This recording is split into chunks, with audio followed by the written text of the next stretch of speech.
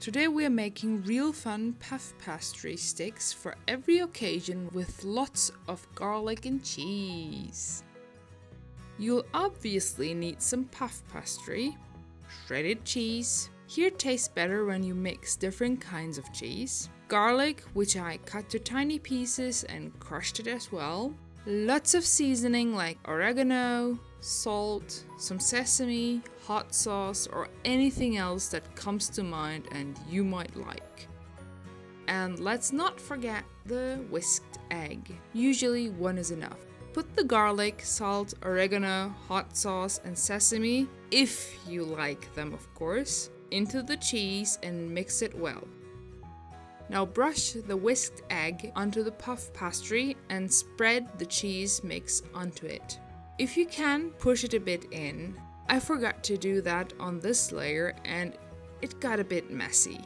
Now put the second layer of puff pastry onto the other and again brush on the egg and spread the cheese. Depending on how thick you want the sticks, cut them carefully in stripes. Mine were about 2 centimeters thick because I love them a bit thicker than usual. After cutting them out carefully, twist them and press the ends onto the baking paper so that they don't unroll again. At the very end, you brush some egg onto them again and send them off to the oven. Bake them according to the puff pastry instructions. Of course, you can make the sticks a bit more interesting by sprinkling some sesame onto them. And now you can enjoy your sticks with some yummy dips or just plain.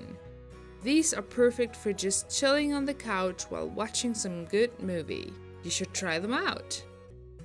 All the information for this recipe is in the description below, along with different types of measurements and other information.